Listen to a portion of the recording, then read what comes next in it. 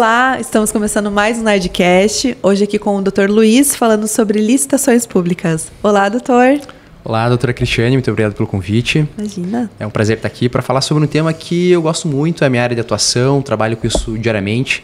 Então, o que eu puder, e nessa nossa conversa, poder levar para as pessoas que estão assistindo o que seria a licitação, como participar, desmistificar algumas situações que a opinião pública tem em detrimento da licitação, será um prazer contribuir. Bom, temos bastante coisa para falar, né, doutora? A Com lei certeza. por si só de licitações já é enorme, né? Uhum. As dúvidas também são muitas, inclusive a gente abriu caixinha de perguntas ali no Instagram, já adianto para o doutor que tivemos bastante participação, mas as perguntas vamos fazer ao final. Então, doutor, eu gostaria de começar fazendo a pergunta mais básica, né? O que é licitação? Qual a sua finalidade?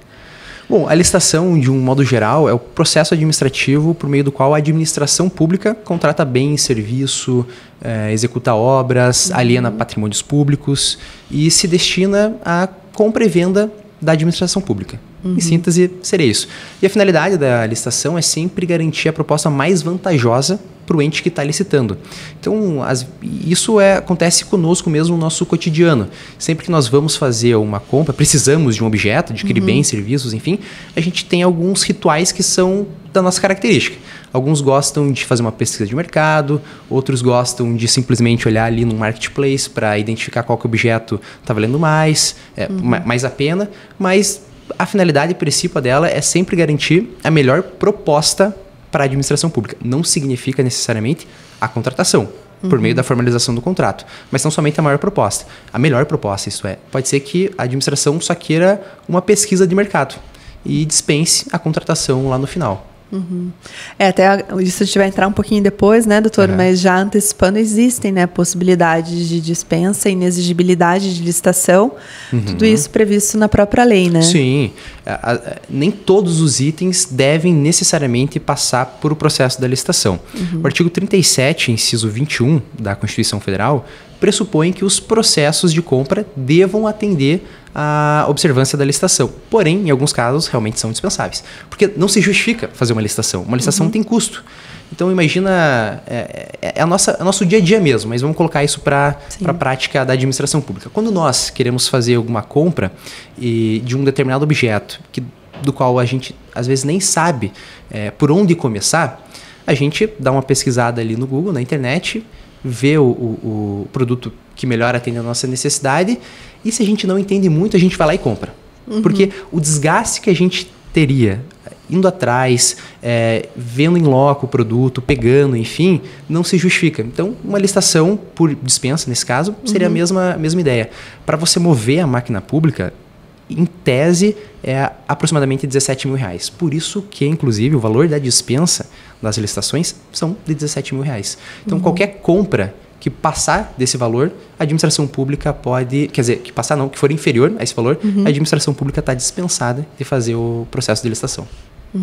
Aí você pode pensar, né? Vamos lá. Poxa, mas tem compra que custa menos de 17 ou mais que 17? Sim, dependendo do caso, da necessidade. Quem vai ter que dizer é o próprio ente que está licitando.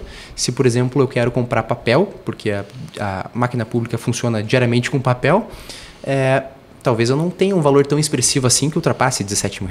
Pode ser que eu chegue em R$10 mil ou 5. Não justifica. Movimentar 3 pessoas, por exemplo, para formar uma comissão de licitação, para daí ir atrás da seleção dos fornecedores, para fazer um estudo técnico preliminar. Então, são situações que não se justificam o procedimento licitatório. Até, por exemplo, o cafezinho, né? Eu comprar... Cafezinho é um bem que hoje o valor do café, né? A gente não tem dúvida, mas tem essas situações mais corriqueiras. O café, assim, ele tem uma peculiaridade, porque o procedimento da licitação da contratação de café é normalmente por ata de registro de preço. Não é necessariamente uma licitação. Está dentro do escopo da licitação, mas é sempre por ata. Então, eu credencio tantos quantos fornecedores estiverem aptos a ofertar aquele café na modalidade como eu divulguei no edital, e aí, à medida que eu for precisando, eu vou convocando eles. Porque a administração pública também não tem um estoque muito grande de logística para deixar tudo armazenado. Sim. Às vezes, na repartição pública, não tem espaço. E a gente está acostumado a sempre pensar em grandes administrações públicas. Nós somos da capital, Curitiba. Curitiba deve ter um grande centro logístico onde comporte quase todos os itens que eles compram. Mas para as administrações ou para os órgãos que são um pouco menores, eles não têm como fazer esse estoque. Então, eles só fazem uma ata e à medida que eles vão precisando, eles vão chamando o fornecedor para entregar para eles. Pode ser que essa entrega seja semanal, mensal, bimestral, enfim. Eu acho que itens como café, folha, esses de escritório, sejam mais recorrentes, né? O pedido. Agora, outros... Doutora, uma dúvida inicial aí já, quanto ao que a gente começou falando aqui, que eu acredito que o telespectador tenha também dúvida. O doutor comentou que a dispensa seria com R$17 mil, né? O valor um dos casos, esse valor, né? Essa regra, essa lei é nacional, ela se aplica ao país todo, esse mesmo valor, porque a gente está aqui tratando de Curitiba, falando de Curitiba, por exemplo. Mas se eu pegar uma comarca do interior, alguma cidade mais simples lá do norte, nordeste e tal, são realidades diferentes, né? Mas esse valor, essas regras, né, quanto a valores específicos previstos na lei, é a mesma para o país todo? Essa é uma excelente pergunta, inclusive, porque a gente sempre tende a responder conforme a lei federal, porque por um princípio da simetria. Então, tudo que o governo federal prevê, as administrações estaduais e municipais tendem a seguir, mas não é o mesmo valor. Inclusive, os gestores públicos ficam muito preocupados com isso, porque às vezes R$17 mil pode ser que não signifique tanto para Curitiba, por exemplo, que é uma grande cidade e tem uma alta arrecadação. Mas para o menor município ali do Paraná, isso pode ser um grande valor. Então, cada administração pública tem a sua autonomia para dispor sobre a lei de licitações. Inclusive, o Paraná tem uma lei de licitações que é anterior à nova lei de licitações, que é essa de 2021. A nossa lei do Paraná é de 2007, mas muito se adequa ao que já está previsto na lei federal. Inclusive, é uma curiosidade, porque a lei federal veio depois. Então, né, presume-se que o que vem depois revoga aquilo que foi anteriormente editado. Porém, há muita compatibilidade entre as duas leis. Claro que num conflito aparente de normas, né, a gente chama no direito de antinomia, a gente sempre utiliza a norma hierarquicamente superior. Então, tem regras próprias para regulamentar. A gente sempre vai utilizar. Mas os municípios devem também editar os seus decretos que disponham sobre licitação. Porque cada município tem a sua realidade, como bem dito. Tem a sua peculiaridade. E não se justifica R$17 mil para um município que não tem uma alta arrecadação, por exemplo. Então, conforme a dinâmica que o município, que a administração, seja municipal ou estadual, se apresente. Lembrando, eu ia comentar isso agora, né? Quando o doutor fala, cada administração pública, a gente está tratando que pode ser uma administração pública municipal, estadual ou a própria administração pública federal, né? Sim. Dessas regras. E quando se fala para quem deve licitar, né? Toda administração pública direta e indireta. As autarquias devem licitar, as agências reguladoras devem licitar. Então, quando a gente trata de administração pública municipal, estadual e federal, a gente pensa Estado, município, Estado e União Federal. Porém, o IBAMA, por exemplo, uma autarquia, licita. As agências reguladoras, a ANEEL, por exemplo, licita. Então, todo o poder público, toda pessoa jurídica de direito público, melhor dizendo, vamos colocar assim, tem a obrigatoriedade de licitar. Seguir essas regras. Regras. Bom, seguindo um pouco na nossa conversa, quais seriam as oportunidades nas licitações públicas que o doutor entende nesse sentido? Bom, a licitação ela é uma ótima oportunidade para o empresário. Porque se a gente parte do pressuposto que toda administração pública deve licitar, ela tem que comprar de alguém. Então, a gente já tem um comprador. A gente precisa selecionar os fornecedores. E para que fique claro, o processo licitatório ele é dividido em 3 partes. Em duas... Vamos começar de uma forma um pouco mais fácil de se compreender. A gente pode trabalhar de 2 formas. A primeira é dividida em 2 partes. A fase interna e a fase externa. A fase interna se relaciona com o planejamento da licitação.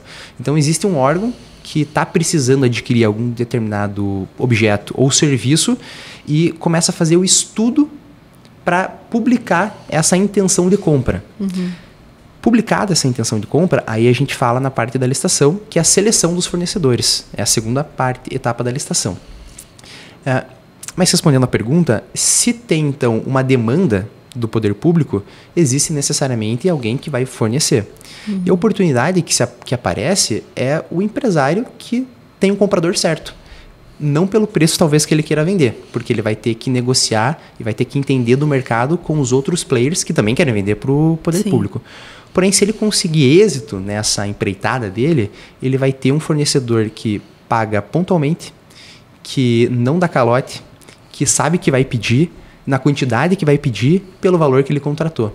E ainda assim, e ainda mais, ele pode até ter reajustes no valor do contrato que ele firmar oportunamente.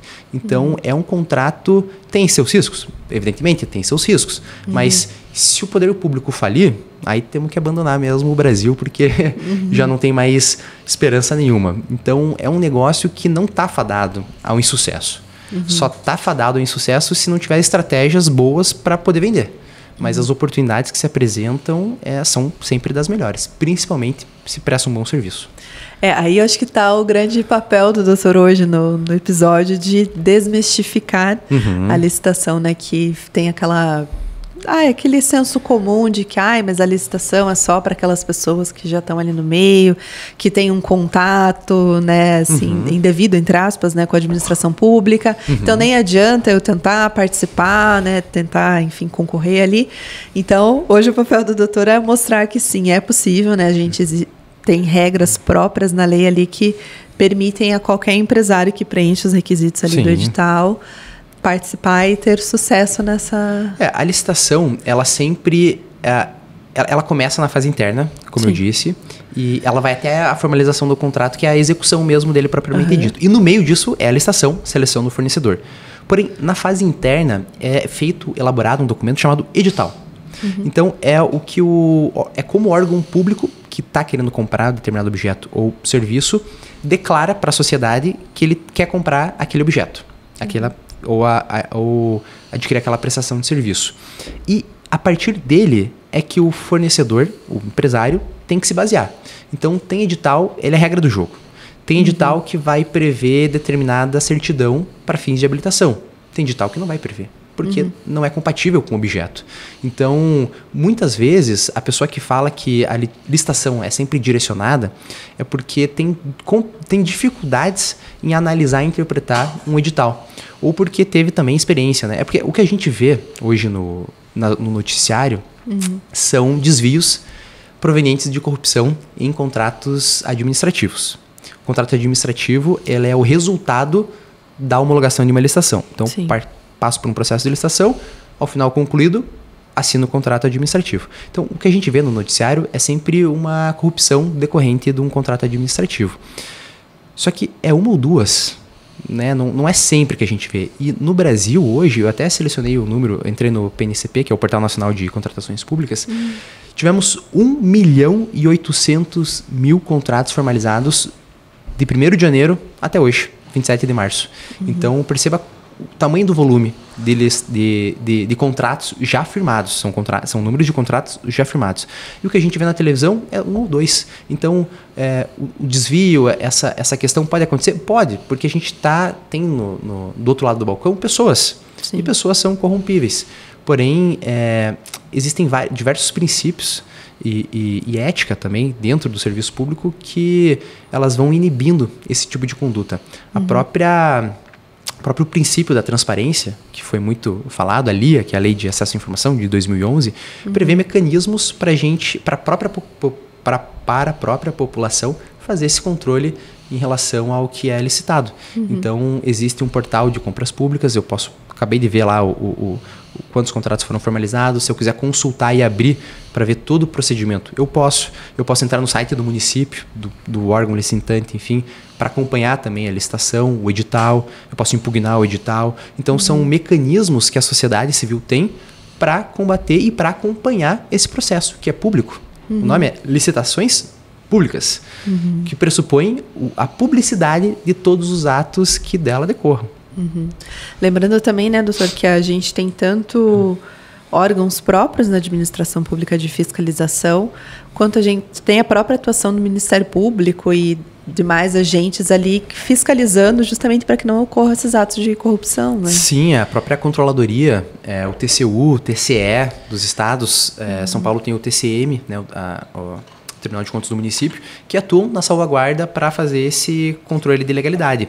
Mas, além disso, a licitação, ela não precisa, é dispensável a presença do advogado, né, para a empresa, Sim. evidentemente, porque não se trata de um órgão judicial, porém, existem mecanismos que os advogados podem atuar também junto com o empresário para fazer a lisura, para garantir a lisura de todo o procedimento.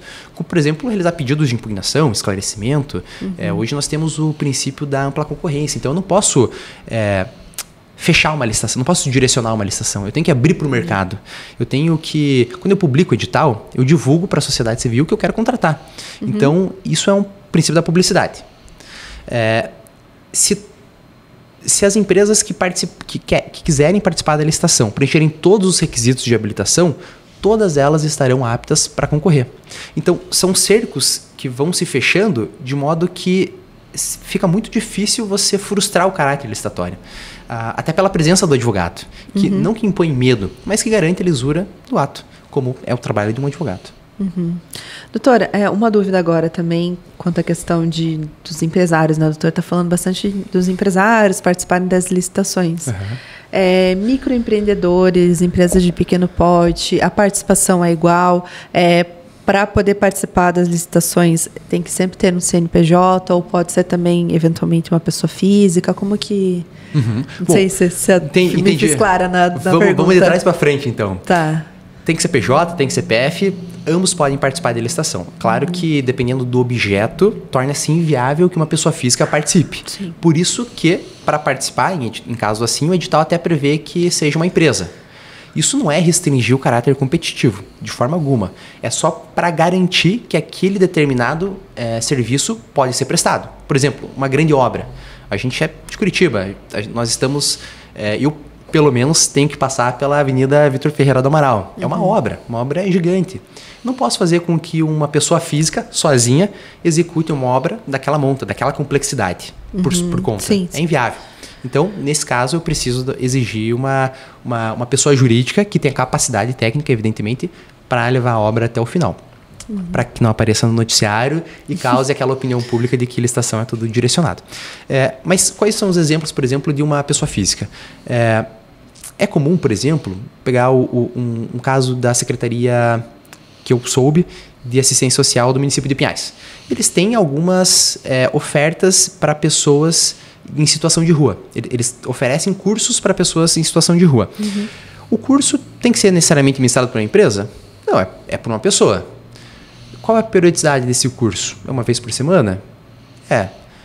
Exige simultaneidade? Então, são várias turmas ao mesmo tempo? Não, naquele caso específico não foi. Então, eles, assim, preferiram fazer uma contratação de pessoa física para ofertar aquele determinado curso naquele dia, naquele horário, durante X período de tempo para a comunidade que estava em situação de vulnerabilidade, enfim, que era atendido pelo CREAS.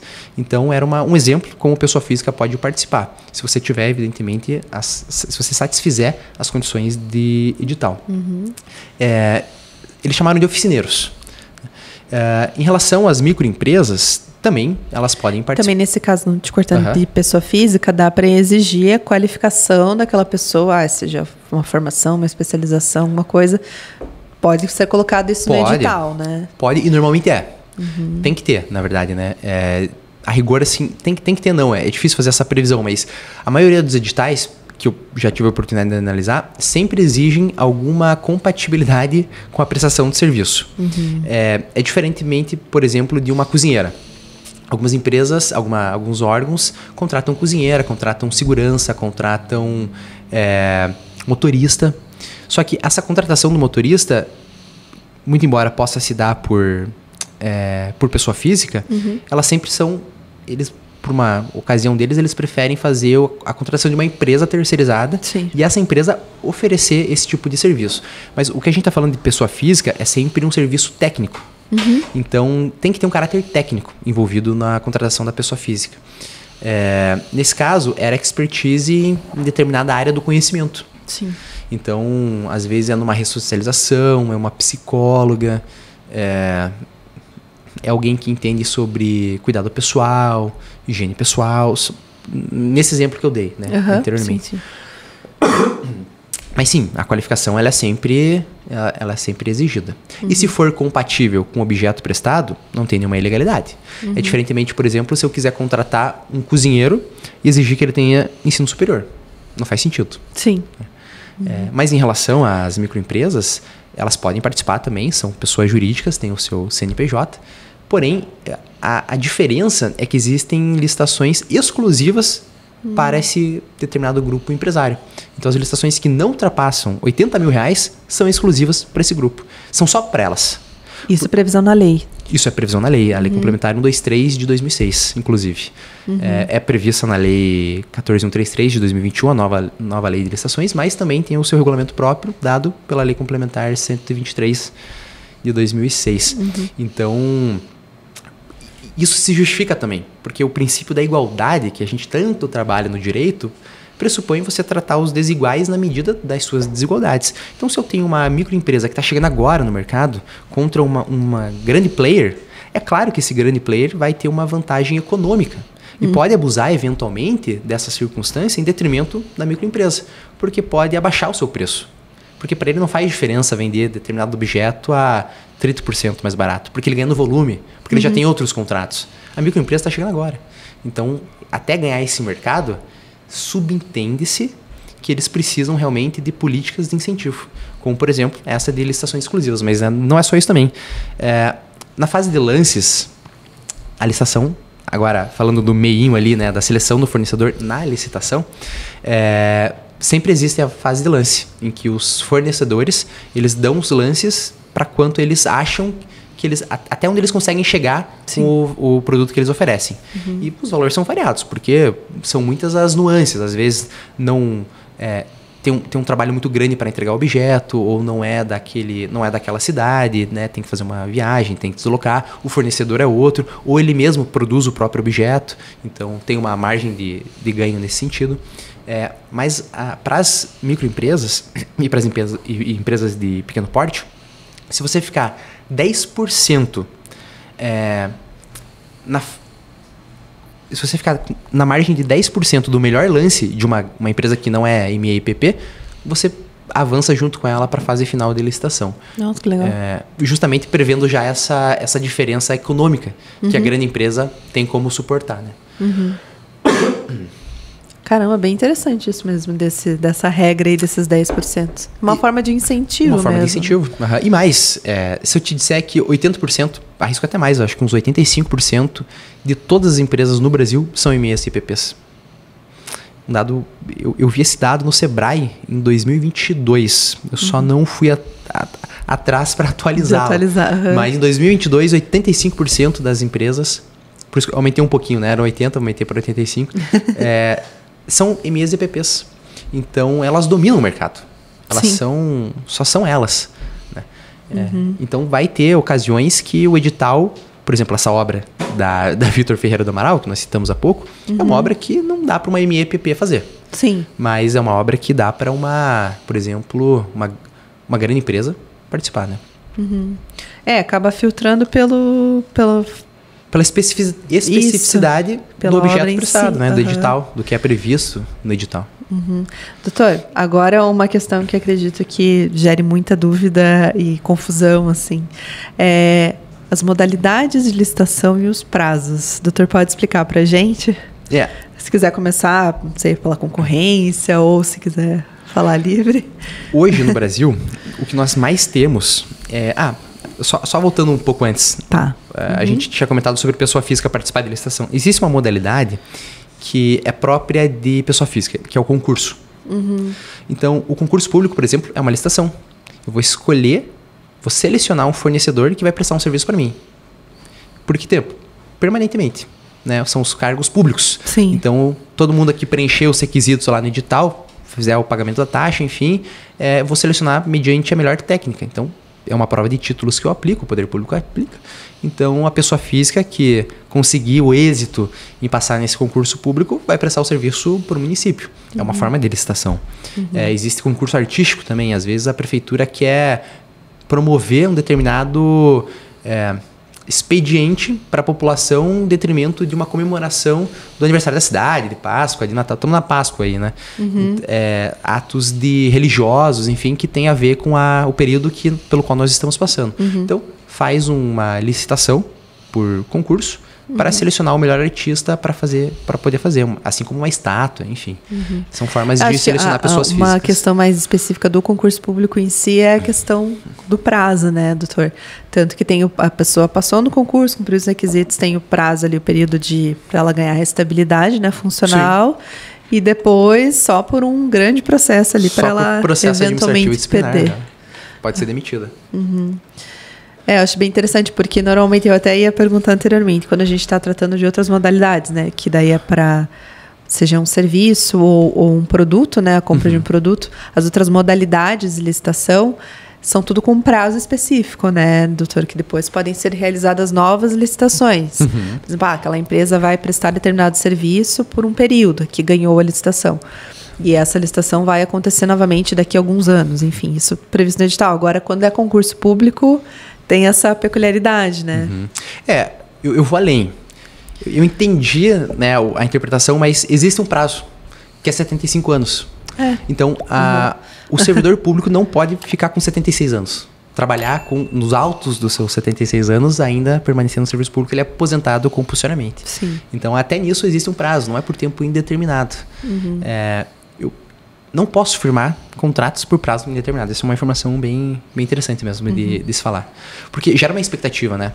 E também, se eu firmo um contrato por tempo indeterminado, eu frustro o caráter competitivo, que é justamente o pressuposto da licitação. Se eu quero selecionar o melhor fornecedor para aquele determinado objeto, eu quero saber quem está apto a prestar.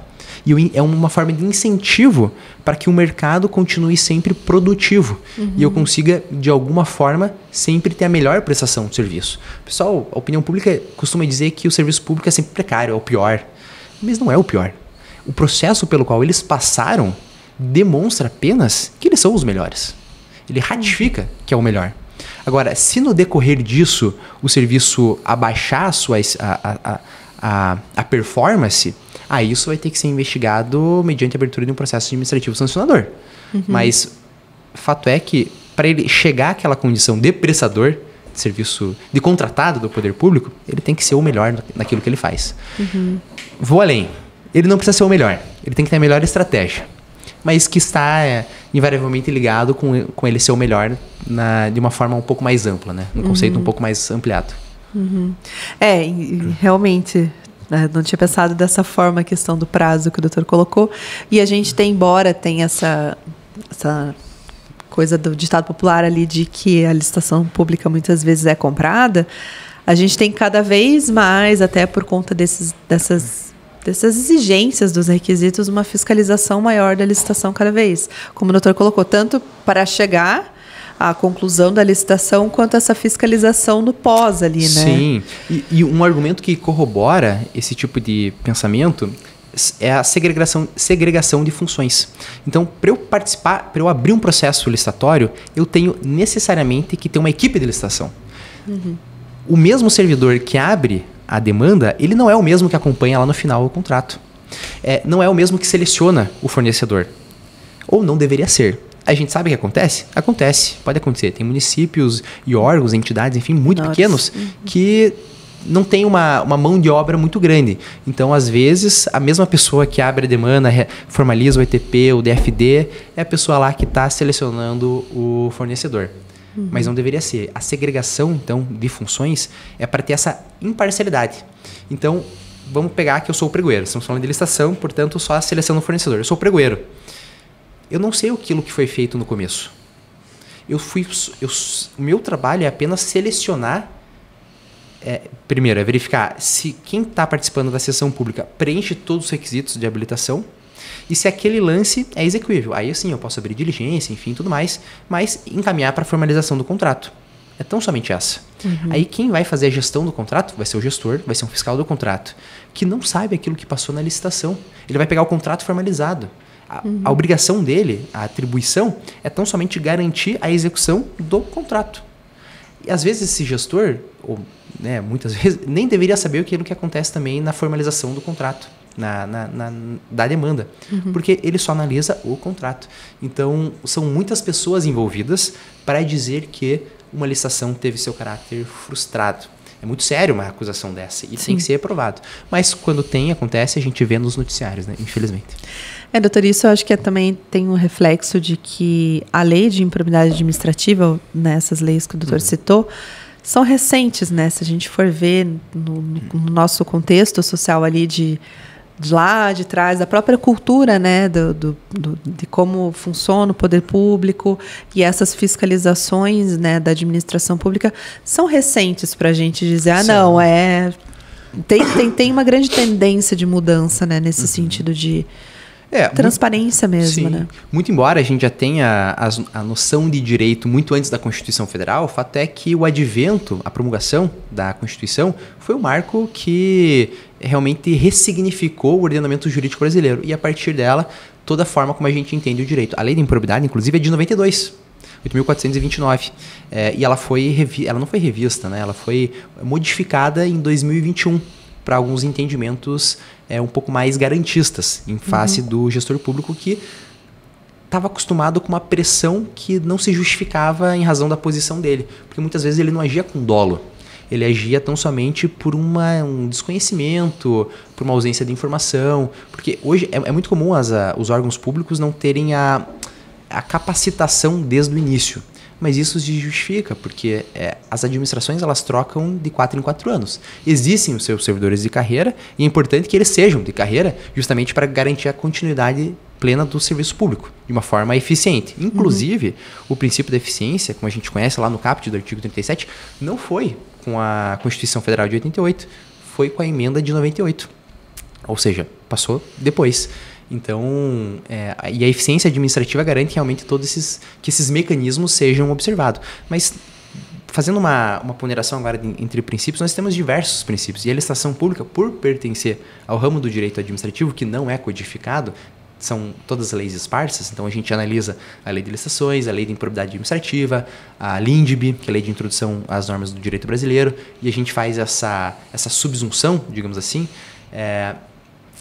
Nós temos os princípios norteadores, que é aquele exposto no bojo do caput do 37, que é a moralidade administrativa. Então, o servidor, o gestor, ele tem sempre que observar a ética profissional, isso é moralidade, a publicidade, tudo que ele fizer, ele tem que garantir que isso seja público, né, garantir a transparência, a legalidade, evidentemente, a impessoalidade, que é muito sério, que eu não posso favorecer o meu amigo, o meu parente, eu tenho que ser o mais imparcial possível, isso é impessoalidade, e fazer com que a licitação alcance o objetivo dela, que é a seleção da melhor proposta. É tão somente isso.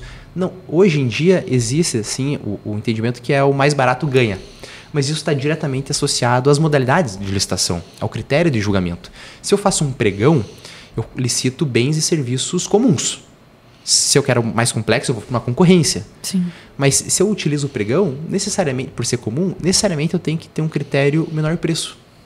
Então, como garantir a qualidade de um determinado objeto com um preço muito abaixo? É complicado. Então, a gente entende esses dilemas do gestor público na hora de selecionar. E entende a opinião pública quando massacra, às vezes, ou um licitante irresignado que acha que foi direcionado. Mas, na verdade, não é. É só a forma como é feito. E talvez a ausência de compreensão dele e da população que traga esse discurso é que justifique essa opinião.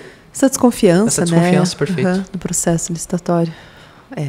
Doutor, agora entrando nas modalidades. Sim, modalidades.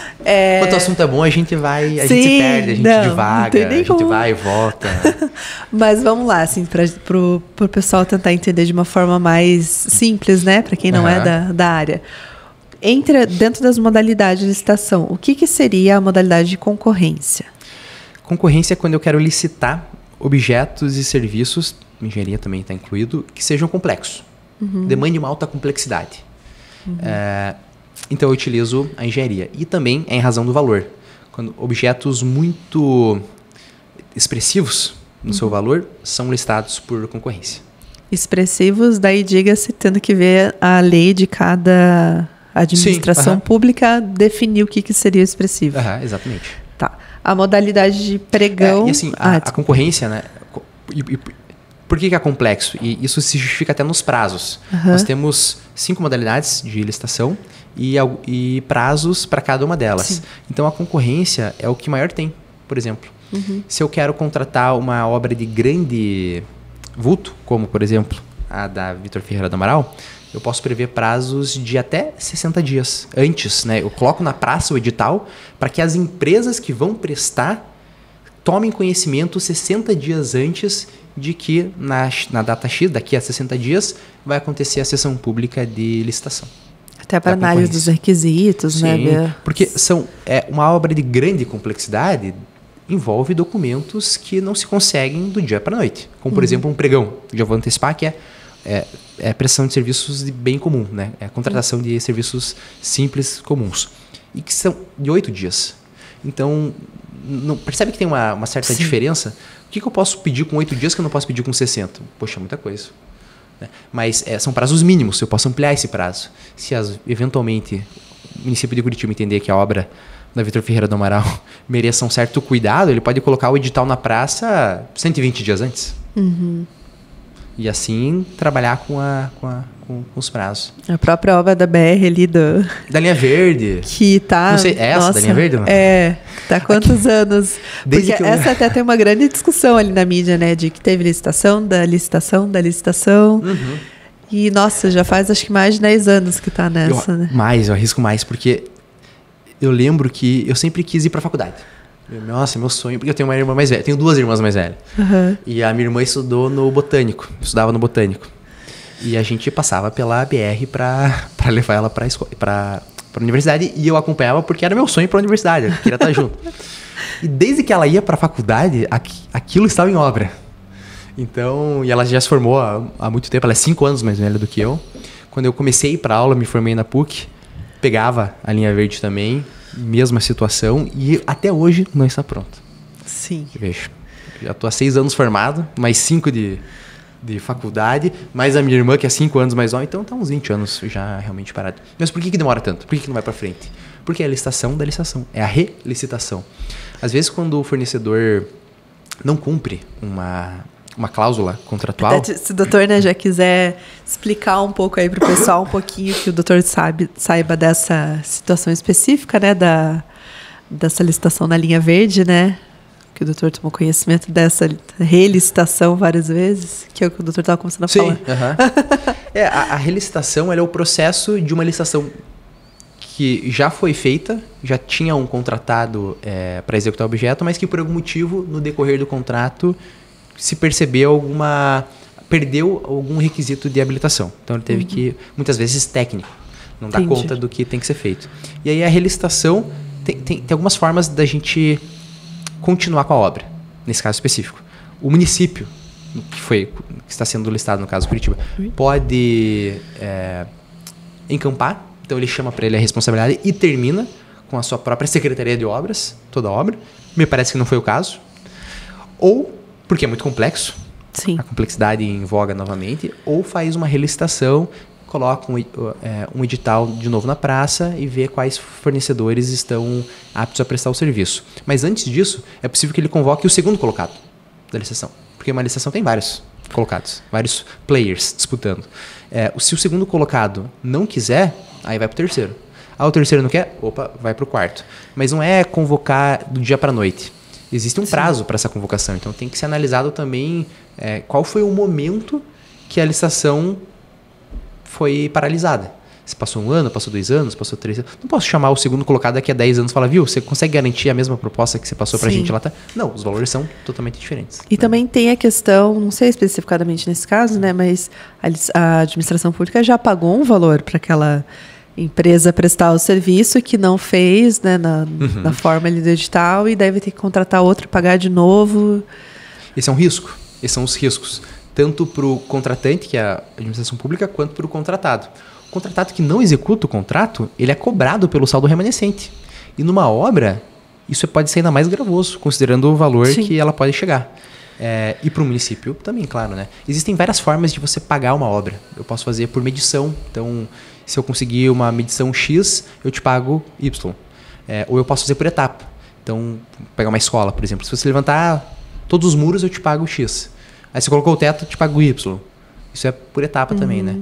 É claro que eu acho que o muro e o telhado são juntos, me parece, né? Sim. Mas eu posso combinar a melhor forma, de acordo com a elaboração da demanda, lá que o pessoal do planejamento fez, para eu poder fazer a gestão do contrato. Esse diálogo tem que ser sempre aberto, né? O gestor do contrato não participa da seleção, não participa da promessa, mas esse diálogo ele permanece aberto.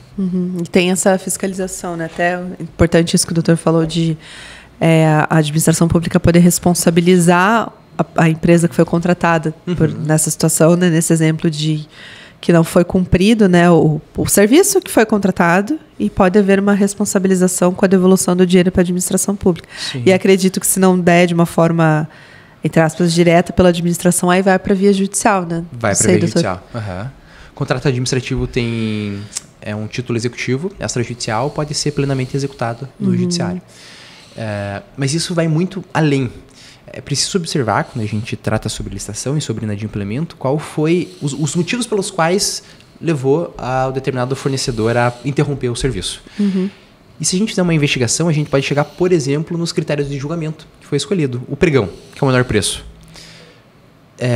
Eu contratei determinado fornecedor, a gente está falando muito de objeto, né, itens, enfim, vamos falar de serviço. Contratei um determinado fornecedor para fazer uma roçada no município inteiro.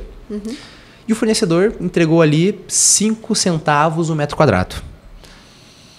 Talvez seja inexequível. Não sei, quem vai ter que dizer é ele. Mas me parece ser inexequível. 5 centavos o metro quadrado. Mas no ímpeto de vencer a licitação, ele vai lá e abaixa o preço dele. E é claro que ele não vai conseguir executar. E aí causa a rescisão contratual. Justamente porque o fornecedor não conseguiu. Mas existe o menor preço, existe o maior desconto. Eu posso dar um desconto para um determinado bem que passagens aéreas são feitas assim, né? Então as companhias, quando os seus servidores precisam viajar, vão na companhia aérea, já tem alguma passagem, então o melhor desconto funciona. Os pedágios, por exemplo. Por que o nosso pedágio é mais caro do que o Santa Catarina? É uma concessão, né, de rodovias públicas. Porque o método do nosso pedágio o critério de julgamento foi quem pagar mais leva. De Santa Catarina foi quem oferecer a menor tarifa para o usuário, leva. Então, quem pagou mais tem que se recapitalizar. Logo, o valor da tarifa do pedágio vai ser maior. Então, são vários critérios que devem ser sopesados na hora de fazer uma licitação. Doutor, exemplo, né? Continuando nas modalidades, então. Bom, o doutor explicou concorrência, pregão, concurso... E o leilão? O leilão acho que é o que todo mundo mais sabe. Sim. O senso popular diz por si só o que é o leilão. Então, quem pagar mais leva. E existem situações específicas que são, um exemplo muito claro, são os bens apreendidos pela Polícia Federal, pela Receita Federal do Brasil, que entram ilegalmente por caminho ou por outro motivo nas nossas fronteiras e são leiloados. Ou são produto da perda de uma ação judicial.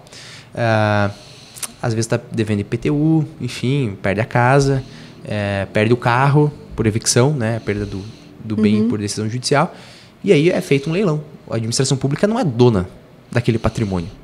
Ela pode afetar, eventualmente, e utilizar. Como, por exemplo, no desfile 7 de setembro, não sei se já teve a oportunidade de participar, mas às vezes na vez da Polícia Militar, passam alguns carros que são de luxo. Produto de crime. Foram adquiridos pelo crime organizado. Polícia Federal, Polícia Civil, enfim, Militar, fez a operação, apreendeu e ficou no patrimônio do poder público. Nesse caso, a administração entende que não é pertinente, por um critério de oportunidade e conveniência, que é próprio da administração pública, colocar à venda esse tipo de bem, serviço. Então, fica para ela. Ou para uso pessoal, como por exemplo uma arma. A administração, quando pega uma arma de um traficante, de um bandido, não vai leiloar a arma. Não pode leiloar a arma. Fica para ela, para utilizar no próprio combate, na atividade do dia a dia. Mas existem as situações, como por exemplo do carro, dos produtos que a gente compra na Shopee, enfim, que não tem um recolhimento adequado de tributo, que fica pela Receita Federal, e em algum determinado momento do mês, faz-se um leilão. Lá, quem pagar mais, leva. Tem algumas peculiaridades, né? O dinheiro tem que ser sempre à vista. A casa, tem gente que faz a vida comprando de leilão. Sim. Mas tem que ser tudo à vista. Faz a carros vida... Também, carros né? também, é muito comum. Na condição que se apresenta, né? Não dá pra... A administração pública não ela é um garantidor legal, mas ela não vai ficar fazendo a manutenção. Sim. Também, ela só está na posse, ela não é proprietária. Sim. Uma coisa que fazendo um parênteses aqui, né, que o doutor comentou disso dos carros, na lei que fala sobre tráfico de drogas, isso falando da minha atuação no criminal, né? Bacana. A gente tem uma previsão lá na lei falando que os bens que forem instrumento ou produtos de crime específico na lei sobre tráfico de drogas, eles podem ser perdidos, né, para a administração pública. Por exemplo, parada uma pessoa, foi encontrada droga com ela estava com um veículo chamado mula, né? Normalmente aqui no Paraná a gente vem lá de Foz, traz droga para cá, né? E é parada ali no meio do caminho, a pessoa é presa para responder por tráfico de drogas, e o veículo que estava com ela. E eventuais armas, né? Tem tudo isso. A arma também tem aquela questão de estar com a numeração raspada, não dá para utilizar assim pela polícia. Mas o veículo, muitas vezes o veículo está numa boa situação e a gente está ali com a polícia local precisando de uma viatura. Perfeito. Tem como o próprio juiz, no processo criminal, fazer como se fosse uma destinação ali para o fundo penitenciário para que aquele veículo seja destinado para ser utilizado pela polícia, né? Perfeito. Não seria por leilão, mas é uma forma ali... É uma decisão judicial, né? Da administração pública fazer o uso disso também, né? Um perdimento ali de bens, né? Pega uma casa, né? E aí não tem a própria sede da prefeitura porque a prefeitura é um prédio, né? O município que é a pessoa jurídica, mas a prefeitura tá já... A sede, o passo público, né? A sede já não tá naquelas condições adequadas... Está precisando trocar, ou precisa alocar uma secretaria, ou algum setor, departamento, enfim. Poxa, vamos utilizar então, né, o produto que foi do crime, vamos colocar no patrimônio do município, tem que colocar, né, bonitinho. Sim. Por isso que a arma raspada não pode ser incorporada, para ser utilizada, né? E para uma finalidade boa, que é o interesse público. Sim. Que é pelo qual a administração pública se pauta, sempre na busca do interesse público. Doutor, agora vamos para o diálogo competitivo. Esse daí nem eu conhecia. O diálogo, ele foi inserido na nova lei das licitações, mas é para casos extremamente complexos, em que a administração tem que ouvir os particulares para que seja montado toda a licitação. Para que seja observado alguns critérios de execução, de projeto básico, estudo técnico preliminar, enfim. Nós estamos aqui num prédio de tecnologia. Sim. Então, se a administração pública eventualmente quiser contratar um serviço que seja muito específico de tecnologia, que não tenha funcionário capacitado para isso, o que ele vai fazer? Ele tem que resolver o problema. Sim. Passou numa prova de títulos, de concurso, então, teoricamente, ele tem que resolver o problema. Mas ele não tem essa expertise. O que ele vai fazer? Convocar a sociedade civil para um diálogo para os interessados, os players interessados, e vão debater qual é a melhor saída. Então, por isso que é diálogo competitivo. Então, eu chamo para me auxiliarem a fazer o meu edital e para poder contratar o melhor player. Claro que cada um vai puxar a sardinha para o teu lado. Não, mas veja só, no serviço tem que ter isso, tem que ter aquilo. Por exemplo, uma ferramenta que somente a Apple tenha. Até hoje, na própria questão de proteção de dados, inteligência artificial, né? Tem muito... Um certificado. Enfim, essas empresas de tecnologia trabalham muito com certificados, as ISOs. Uma delas vai falar assim, não, mas tem que ter a ISO XXXY, XPTO. Aí outra fala assim, não, mas a XPTO não é possível, porque só você pode, só você tem, então logo só você vai poder ter, sabe? Então o diálogo competitivo, ele visa... fazer esse meio de campo entre aquilo que a administração pública não sabe que ela precisa, mas que ela precisa. com o auxílio Mas é de como quem se vai prestar é como se fosse assim, só para entender um pouco melhor na prática, né, doutor? Seria, por exemplo,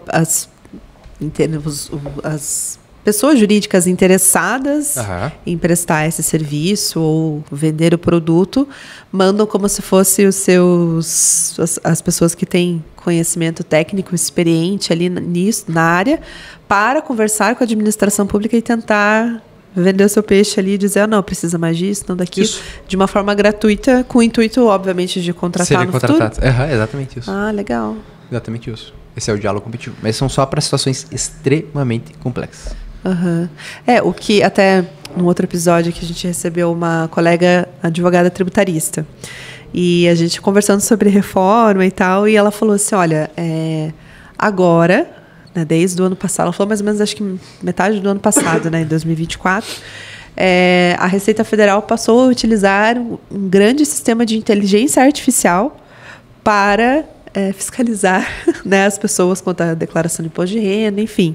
E a gente tem ali a questão dos 5 anos para trás que podem ser fiscalizados e cobrados ali, eventualmente, impostos ali que a gente possa não ter pago. Mas aí eu pensei justamente nessa questão que ela falou, que agora a Receita Federal tem um grande aparato de inteligência artificial para cruzar todas essas informações, né? Então, daí eu pensei nisso que o doutor falou, de, né, ter pessoas técnicas para vender, entre aspas, possivelmente esse tipo de serviço. A Receita Federal, não questionando a capacidade deles, com certeza, mas a finalidade da Receita Federal não é criar ferramenta de inteligência artificial para auxiliar, né, no monitoramento ali e no acompanhamento. Com certeza foi uma contratação. Eles contrataram uma empresa que vende esse software de inteligência artificial para poder aprimorar o serviço. Não sei se possivelmente tenha sido feito por diálogo competitivo, enfim, mas... também não entrei a fundo nisso, acredito que a doutora também não tem esse conhecimento, o poder público vai, por ele, elaborar uma ferramenta, assim, porque sabe, é muito técnico. Porque é muito técnico. A não ser que dê sorte, realmente, de passar ali o Bill Gates no concurso público deles. Para poder fazer... E aí desenvolver, né? Mas tem pessoas muito fora da curva, realmente, né? Sim. Nas administrações. Nós temos um bom corpo qualificado, um bom corpo técnico em todas as áreas. Os nossos gestores são muito preparados. Sim. Bom, doutor, seguindo aqui o nosso roteirinho de conversa, até para a gente não perder a oportunidade de pegar o doutor aqui para responder as perguntas das caixinhas, acho que finalizando só essa primeira parte, o que o doutor poderia dar de dica, o que o doutor acha mais importante, assim, as pessoas terem conhecimento sobre esse tema, né? As pessoas leigas terem de informação sobre licitações públicas? Bom, que não é um bicho de 7 cabeças.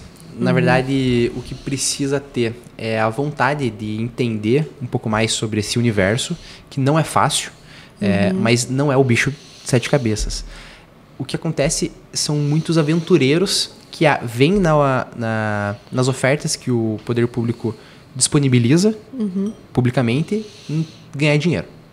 Só que se você quer ganhar dinheiro, a licitação, você começou errado. Porque você tem que ter todos os requisitos exigidos, você tem que ter uma boa preparação, você tem que ter um conhecimento de mercado. Então, às vezes, você tem um bom objeto, mas você não tem um preço competitivo. Então, talvez a licitação, né, não seja para você. Você realmente vai se amargurar e achar que é sempre direcionado. Poxa, mas como é que o fulano de tal consegue ofertar o mesmo produto que eu tenho por um preço infinitamente menor?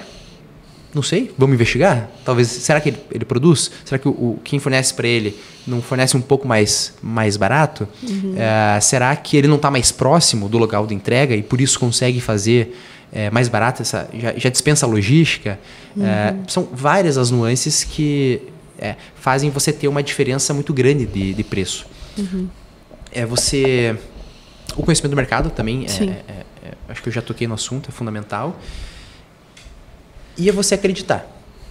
Eu mesmo já assessorei algumas empresas que nós fomos o 17º licitante com a melhor proposta e conseguimos ganhar surpreendentemente a licitação, porque o pregoeiro foi convocando o segundo, terceiro, quarto... Porque o primeiro, como é que funciona um pregão, que é o mais utilizado hoje?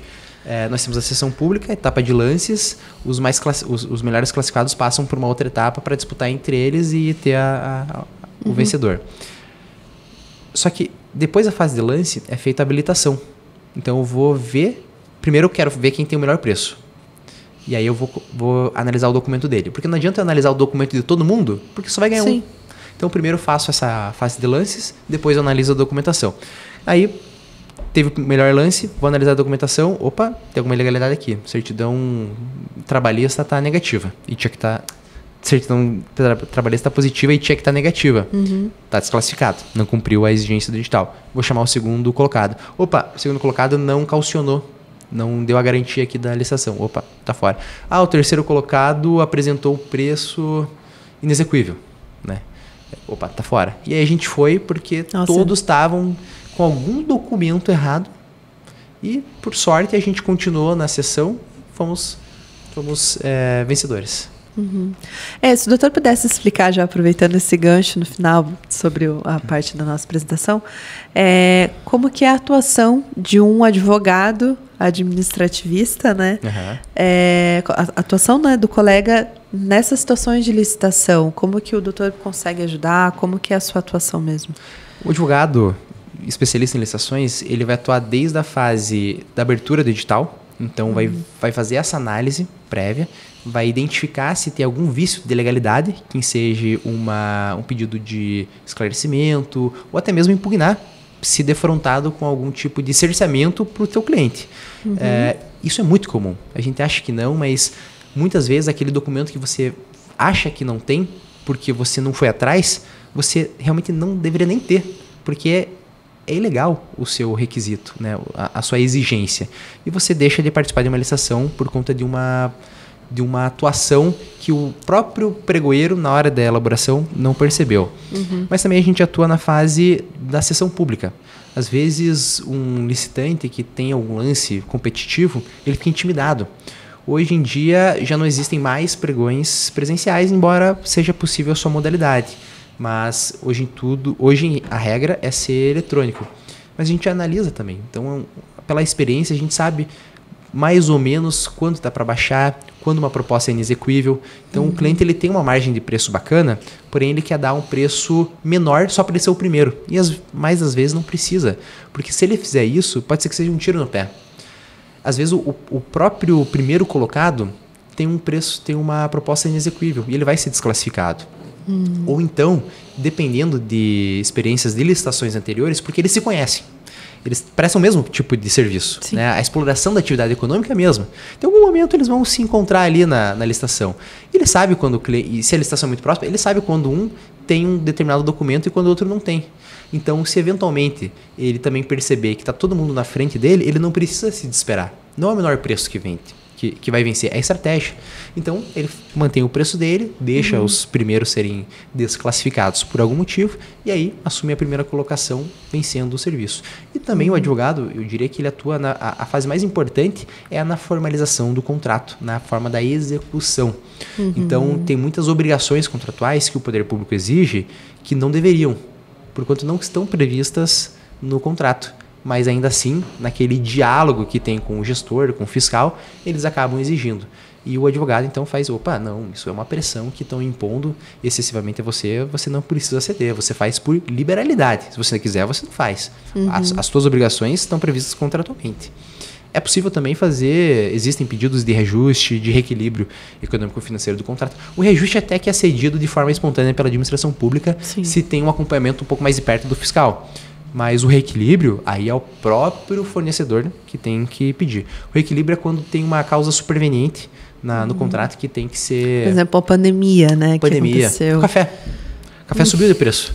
E quem vendeu o café lá para R$15? Agora dá 30. Será que o fornecedor dele está pedindo 30? Então, houve um fato superveniente e teve que repactuar. E essas questões todas que o doutor colocou, né, da atuação do advogado também, temos que considerar que a gente tem prazos ali, né, doutor? Sim. Foi publicado o edital, tem um prazo para impugnar e tudo isso.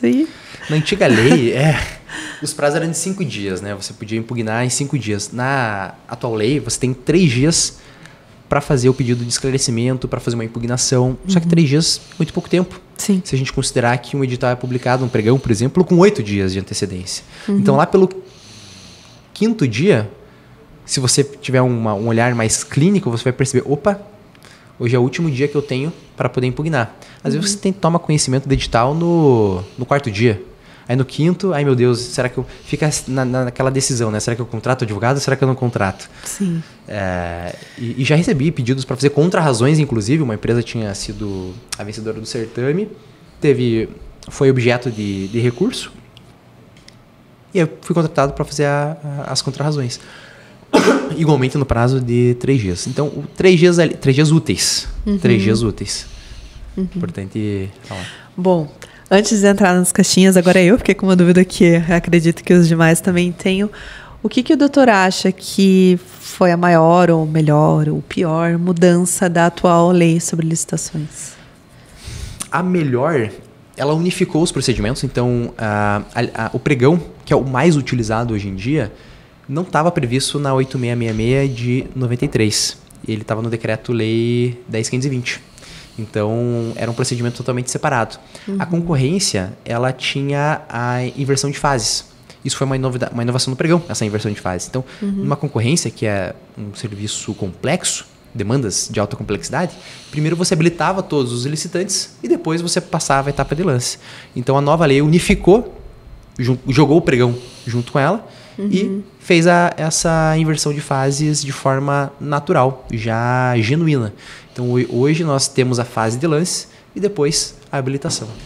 Os prazos, eu diria que foi tivemos um regresso nesse sentido, justamente, né, pensando na atuação como advogado, porque caiu de 5 para 3. E isso prejudica, né, uma atuação um pouco mais técnica. Sim. Às vezes o advogado ele gosta de ter o seu momento de reflexão, gosta de trabalhar um pouco em cima, para um pouco, dar uma analisada em casos anteriores que já teve para saber, conversa, né, com a sua equipe, enfim. Então isso tudo influencia também. Mas a principal novidade, com certeza, foi a unificação. Bom, vamos para as perguntas, vamos então, que aqui o povo estava animado.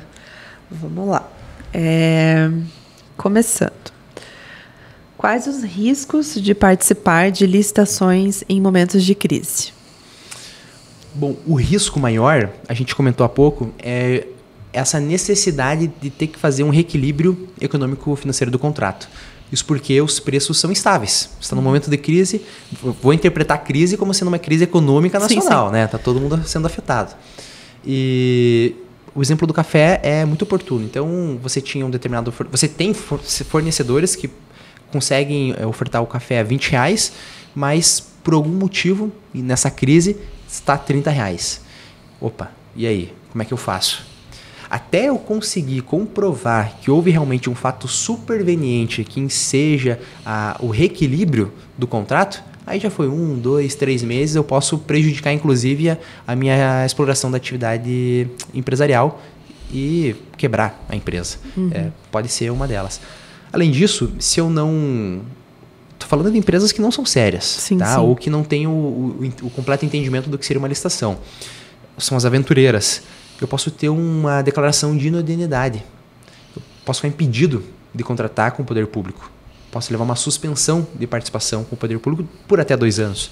Posso pagar multa por frustrar o caráter ou por tentar pegar um caminho que seja mais fácil para ofertar o serviço. Então, isso é um risco grande. Você suja o seu CNPJ. E para o empresário de boa fé, que está acostumado a lidar com o público, isso, sem dúvida, é um tremendo tormento para ele. Bom, vamos para a próxima. Empresas podem conseguir contratos emergenciais sem licitação? Pode. O contrato emergencial é um caso de dispensa de licitação, justamente porque é emergencial. Eu preciso da prestação daquele objeto. Isso é muito comum na saúde, educação. Eu ia falar até da pandemia novamente, né, doutor? Foi um exemplo ali Os equipamentos respiratórios da pandemia é um exemplo claro de um contrato emergencial. Só que o contrato emergencial ele tem um prazo de validade, são 6 meses. Eu só posso prorrogar uma vez, ou seja, ele só dura 1 ano. Aí vai chegar lá no final do ano, né, 11 meses e 29 dias, a administração fala assim, opa, peraí, precisamos renovar. Não dá para renovar. Ah, mas é emergencial. Emergencial? Você não está há 1 ano já contratado? Será que 1 ano não foi tempo suficiente para você se planejar, gestor público, e fazer a formalização da tua demanda? Sim. Então, a emergencial é possível sim, sem licitação, porém tem alguns critérios específicos. Pequenos municípios podem fugir da licitação para contratar advogados se não tiver procuradoria-geral no município? Pode, é uma decisão do STF. Ele autoriza que os municípios contratem advogados, porém, o ideal é sempre ter a própria procuradoria. Claro que tem município que não tem orçamento para ter isso e prefere realmente não destinar. Mas também tem um pré-julgado do TCU, número 5, salvo engano, que impede que contratados do poder público prestem serviços que são de carreira. Então, se no meu estatuto do município tiver que existe o cargo de advogado, eu não posso contratar. Eu tenho que fazer o concurso público. Mesmo que no momento não tenha. Né? Mesmo que não tenha. Porque tem previsão estatutária. Então, eu tenho que fazer o concurso público. Claro que tem serviços pela especificidade que podem ser contratados sim e vão ser contratados por inexigibilidade. Por algumas bancas de advocacia. Por exemplo, nós tivemos, acredito que esse foi o último grande boom assim, das licitações foi o compliance. Então, algumas empresas estavam contratando, alguns órgãos contrataram o escritório de advocacia para fazer o programa de compliance no município, no seu órgão, porque não tinha o conhecimento técnico para fazer esse tipo de situação. Ou até mesmo um parecer. Às vezes o município tem um caso muito sensível. A gente está falando de município, né? Às vezes o município tem um caso muito sensível e precisa de um parecerista que é renomado no assunto, que tem um bom trânsito com o julgador que vai ser. E aí contrata esse parecerista por inexigibilidade. É possível sim. Como é feito o cadastro para empresas se candidatar às licitações? Isso acho que o doutor respondeu já, mais ou menos. Eu acho que não. Não? Mas que são vários cadastros. Depende muito do órgão que está licitando.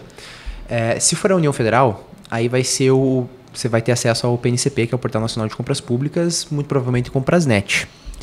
Agora, se for um município, ele tem a autonomia dele para escolher qual sistema que ele vai querer colocar na praça. Ou seja, ele pode pegar um Licitações E, que é o Banco do Brasil, pode pegar o BLL, pode pegar... enfim, ele escolhe aonde ele vai querer colocar esse edital na praça. E as empresas interessadas têm que ter cadastro em todos esses portais. Então é até uma dica que eu dou. Não sabe aonde vai ser a licitação, que vai participar, começa fazendo a sua habilitação em todos os portais, porque alguns deles pedem um prazo de até 48 horas. E um pregão, que é o mais usual, são 8 dias. Então 2 dias significa 48 horas significa 2 dias, portanto 6 dias. Quer dizer, em 6 dias, será que dá para se preparar para uma licitação? Então, mas a base de tudo é o SICAF. Se cadastre antes no SICAF, porque a partir dele é centralizador, assim, digamos, dos portais de licitação, que é do governo federal, para você poder fazer toda teu cadastro nos demais portais públicos. Tá. Qual o prazo de vencimento das certidões? Cada certidão tem o seu prazo. É sempre bom manter elas atualizadas, inclusive. Essa é uma dica que eu dou para todos os licitantes. Não deixe para atualizar no último momento, na última hora tudo que pode acontecer, acontece. Né? Porque todas elas são extraídas eletronicamente. Pode ser que o site esteja fora do ar e você precise tirar naquele momento aquela certidão e não vai conseguir porque ele está fora do ar. Sim. E a culpa não vai ser do site. Você não vai conseguir o teu recurso, o provimento do teu recurso, porque você tinha que ter se antecipado. Não é no último dia que você vai deixar para fazer o cadastro. Inclusive, o próprio edital prevê que em caso de não conseguir determinada certidão por conta de instabilidade do site, tem que ser devidamente provada que teve uma instabilidade, né? Por mais de X período de tempo, enfim. Mas cada certidão tem a sua. Tem média 30, 60, tem até certidão de 90 dias. Caramba. Tem certidão que não vence, que é o CNPJ, por exemplo, né? A última alteração contratual. Sim. Muito, muito solicitada também. Não vence. Se você tiver isso no teu arquivo... Bom, tem alguma isenção tributária para os bens licitados em prol da administração pública? Não tem. Todos devem obedecer e recolher os tributos da forma como são cobrados. Então, se você presta o serviço a ICMS, isso inclusive tem que ser previsto na tua planilha de custos. Porque o empresário que deseja licitar tem que incluir todo o planejamento dele, inclusive os tributos. Não é porque é contratado que pode deixar de pagar. pode ser que o município, inclusive, faça uma compensação de débitos. Então, eventualmente, né, vamos lá, o município está devendo para a empresa. A empresa pode parar de pagar o tributo X, porque ela tem um contrato administrativo e lá no final eles fazem essa compensação. Então, já que você está devendo, então não vou te pagar. Tudo bem? Tudo bem, tranquilo. Mas é a única hipótese. Não é que por ser contratada tem isenção tributária. Isso não existe. Quais as principais desvantagens de uma pequena empresa concorrer para a licitação? Eu diria que é o tormento de poder falir. Justamente pela inexperiência que tem na licitação. Então, se for vencedora de uma licitação e formalizar o contrato e não conseguir cumprir por algum motivo, pode ser que ela seja sancionada. Pode ser não, ela será sancionada, porque ela deu causa ao inadimplemento contratual. E nesse ponto, ela pode ficar suspensa de contratar uma declaração de inidoneidade. Isso inviabiliza a atividade comercial dela. Então, eu diria que o principal risco é esse. Além, claro, da multa do contrato, porque ela vai ter que... Todo contrato prevê algum determinado tipo de multa, uma cláusula penal em razão do descumprimento. Pode ser de 1%, 2%, 3%, 5%, 10%, contrato que vai definir. E se você quis participar da licitação, é porque você anuiu com essas cláusulas. Então, tome muito cuidado, porque isso pode até prejudicar e inviabilizar a exploração da sua atividade comercial. Muitos MEs e EPPs, quando tem um problema assim, abrem outro CNPJ. Mas não é o caminho correto. Aí já a gente percebe como é a mentalidade de pessoas que têm esse viés para frustrar realmente o caráter competitivo. É possível pedir realinhamento de preço dos itens arrematados? E quais seriam as hipóteses? É possível. São duas formas. É o reajuste e o reequilíbrio. O reajuste é uma recomposição da inflação que anualmente é conferida para o contratante. Então, para o contratado, perdão. Ele ofereceu um valor, prestou um serviço por um determinado preço, e ao longo desse um ano do orçamento, conta-se sempre do orçamento da administração pública, esse preço não mais condiz à época com que ele tinha oferecido. Então acontece esse reajuste, mas é tão somente a recomposição da inflação. É só isso, para ele não ser prejudicado também na prestação do serviço dele. E existe o reequilíbrio, que é sempre decorrente de um fato superveniente ocorrido no decorrer da execução do contrato. O café, por exemplo, teve uma alta do café. Sim. Então, o preço de R$20 que ele praticava já não corresponde a mais, porque o fornecedor dele não consegue pagar mais com... Os R$20 não pagam mais o café, os 500 gramas, o quilo do café, enfim. Acho que o quilo do café tá barato, né, para R$30. Hoje está 60. Mas e como que a gente comprova isso? Tudo é por comprovação. Então, se eu tive um fato superveniente e eu estou fazendo esse pedido para a administração pública, então eu tenho que comprovar mediante minha nota fiscal. Estou pagando... Antes eu te fornecia o café a R$20, mas eu pagava 10 no café. Então a margem que eu tenho aqui de lucro, de tributo, enfim, vai dar uns R$2. Agora eu não consigo mais te vender a R$20, porque a minha nota fiscal de compra do café, eu estou gastando 25. Aí justifica. Eu não posso prejudicar e inviabilizar a atividade do meu fornecedor. Eu tenho que fazer o contrato. Ele tem que ser bom para as duas partes. Doutor, dentro dessa questão, existe a possibilidade desse reajuste ou renegociação partir da administração para diminuir o valor? Existe. Sim, excelente pergunta. Excelente pergunta. É muito comum, muitos órgãos têm prédios que são locados. E aí tem um determinado índice que eles utilizam. Se esse índice de correção diminuir ao longo de 12 meses, eles podem fazer o reajuste para menor. Porque senão eu estou favorecendo, eu estou desequilibrando a relação jurídica com o meu fornecedor. Então, ele está ganhando em cima de mim. Quando a gente combinou que o contrato iria ser reajustado por um determinado índice. Isso aconteceu na pandemia. Os índices dispararam. Então, reajuste para todo momento. Não era reajuste, era reequilíbrio, porque foi um fato superveniente. Sim. Pandemia é fato superveniente. Mas vamos pensar que o café diminuiu de preço. Seria muito bom, né? Então, a gente está pagando R$5 pro café. Não faz sentido a administração pública continuar remunerando por R$20. Sim. Houve um fato superveniente. Perfeita a pergunta. Perfeito. Bom, vamos lá para a próxima. Informações dúbias no edital de licitação. Cabe impugnação? Cabem e devem ser impugnadas. O licitante não pode ter nenhum e qualquer tipo de dúvida na hora de participar da licitação. Afinal de contas, vai ser uma relação duradoura. A gente não sabe a rigor do que o edital definir. Pode ser uma contratação. Vamos pensar numa contratação de mão de obra, que é de 5 prorrogados por mais 5 anos, ou seja, 10 anos. Uhum. Se tiver qualquer tipo de dúvida, imagina na hora da execução. Ah, mas aí a administração pública pede determinada coisa. Não, mas você não pediu isso no edital. Não pedi, tá aqui, ó, tá aqui no edital. Ah, não, mas eu não entendi direito. Não, mas você não entendeu porque você não quis. Você podia ter impugnado ou feito um pedido de esclarecimento até 3 dias antes. Uhum. Uma coisa muito interessante é que qualquer cidadão pode realizar o pedido de impugnação ou de esclarecimento. Eu ia perguntar se teria que ser só por advogado ou qualquer pessoa. Qualquer cidadão, até 3 dias antes. Qualquer cidadão. Agora, passou do momento da licitação, aí na fase de recurso é só quem está participando. Mas qualquer cidadão pode fazer. Claro, a orientação, o que a gente espera é sempre que seja feita por uma defesa técnica. Sim, sim. E nesse sentido, o advogado tem essa expertise. Especialista, né, na área. Sim. Outra pergunta. O que pode impugnar uma licitação vencida? Como pode ser feita a impugnação de uma licitação vencida? Vamos tratar então de termos, como é dito na lei, né? Pegar a terminologia da palavra.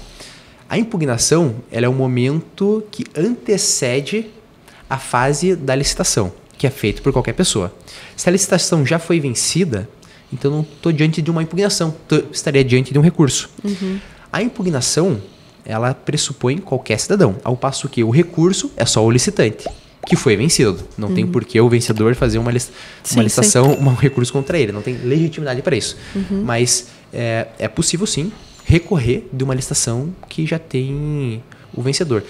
Dou uma dica aqui para todos os licitantes, foi aquele caso que eu contei, que nós éramos o 17º e conseguimos a vitória da licitação. Porque no pregão, a manifestação da intenção do recurso tem que ser na própria sessão.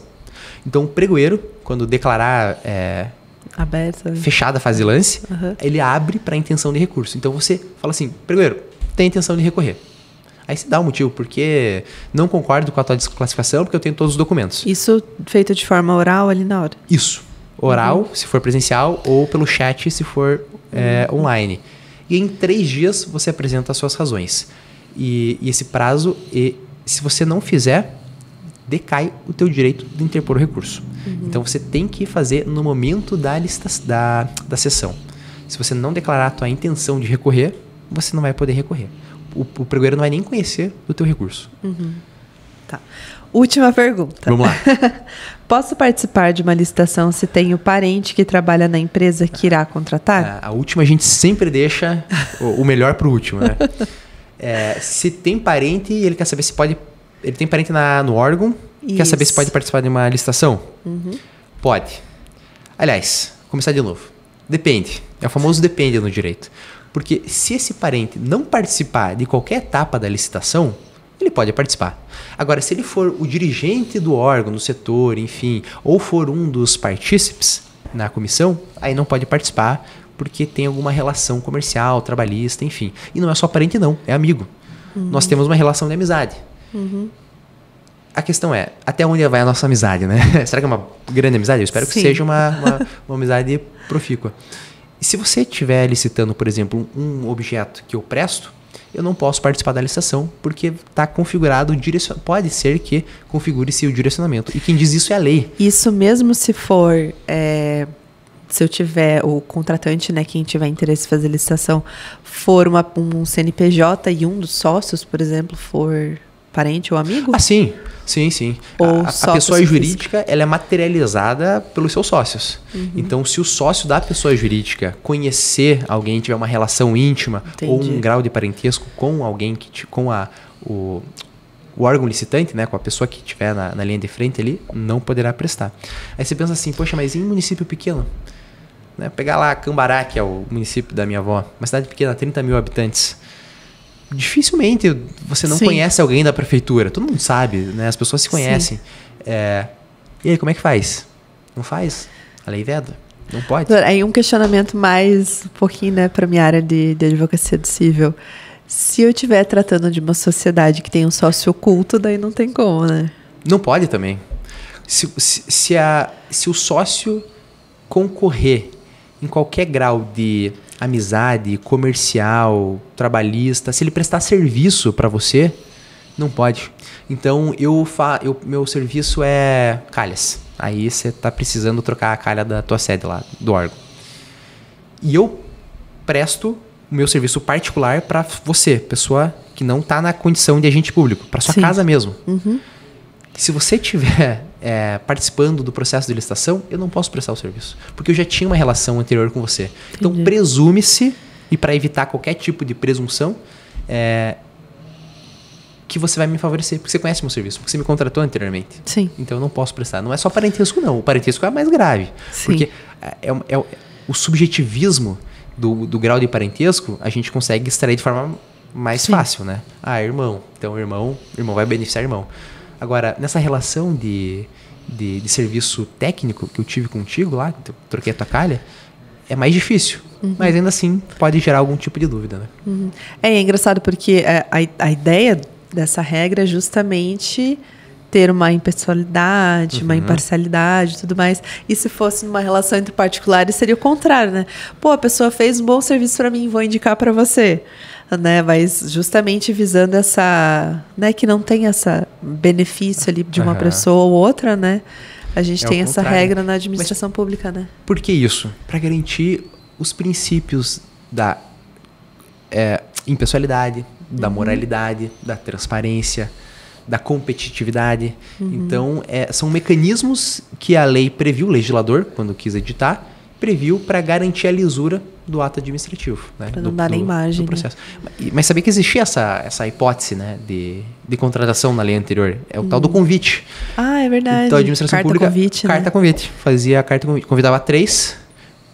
Pode ser que já sabia, né, quem seria o favorecido. E sagrava-se lá um vencedor, né? Mas tinha que ser no mínimo de 3, mas o TCE rechaçava esse tipo de conduta justamente por frustrar o caráter competitivo, né? Eu quero tantos quantos puderem prestar o serviço, que ofereçam, né, o preço, enfim. Mas a nova lei de licitações não ratificou o carta convite e foi excluída. É que daí eu acho que entra justamente no que a gente conversou lá no começo, né, doutor, de que a gente tem muitas realidades no país, né, de municípios pequenos, municípios grandes. Se eu for tratar uma regra de carta convite em uma cidade como São Paulo, meu Deus, agora se eu for pegar numa cidade, né, que é do interior, com poucas pessoas, aí todo mundo já se conhece, já sabe que só tem aquilo ali para prestar serviço. Então tem essas todas, é difícil, né, assim, a lei abranger todas essas realidades, né? É difícil. Mas os mecanismos da lei para coibir esse tipo de situação estão aí para isso, né? E tem que ser explorado pelos gestores públicos. Mas para um encerramento, assim, né, como foi a última pergunta, o balanço que a gente faz ele é sempre muito positivo, porque a conclusão que se tem é que a licitação é um método para ser realmente infalível. O que torna falível são os homens. Então, eu não conheço nenhum sistema de processo administrativo que seja tão melhor quanto é a nossa licitação, nosso sistema de compras públicas. Hoje em dia, até com os próprios procedimentos de inteligência artificial, que a doutora citou em relação à Receita Federal, já auxiliam os gestores para identificar qualquer tipo de falha, desvio, enfim. E o próprio pregoeiro, pela qualificação que ele vem tendo e pelos cursos, enfim, pela capacitação mesmo. Já está tornando esse processo um pouco mais infalível. É claro, mas nada vence a vontade da autoridade que tem o poder de dirigir. Então, se ela quiser, autoridade mesmo, quiser se corromper, a licitação, então, é só para forma.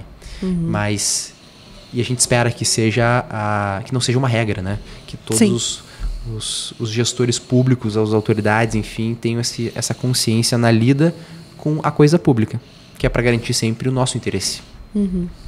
Doutor, muito obrigada pela sua participação. Acho que assim, nossa, a gente conseguiu tratar bastante coisa, foi bem produtivo.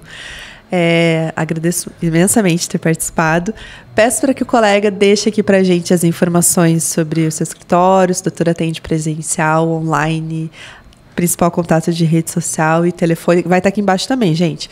Mas se puder passar essa informação. Claro. Bom, primeiramente eu quero agradecer o convite. Eu fico muito lisonjeado de poder falar sobre a minha área de atuação. É o que eu gosto de fazer, é o que eu faço cotidianamente. Então, para mim é sempre um prazer poder difundir um pouco mais sobre a licitação e despertar o interesse, inclusive, a empresários que eventualmente desejam conhecer esse mercado. Eu sou especialista em licitações, a minha principal rede de contatos me parece ser o LinkedIn, vou deixar profissional aqui, mas também estou no Instagram. Se vocês quiserem me achar no Facebook, estou em todas as redes absolutas de sociais. Vocês me acham facilmente também pelo meu telefone e nas redes sociais mesmo, me mandem um oi lá, a gente começa a conversar. Eu atendo no Brasil inteiro, de forma online, Curitiba e Pinhais, que é a região metropolitana onde eu resido, de forma presencial. Vou deixar aqui, então, o link no próprio vídeo. E aí, oportunamente, se houver interesse, a gente esclarece mais dúvidas. Tá bom. É isso. Muito obrigada, doutor. Tchau, pessoal. A gente se vê na próxima. Muito obrigado. Tchau, tchau.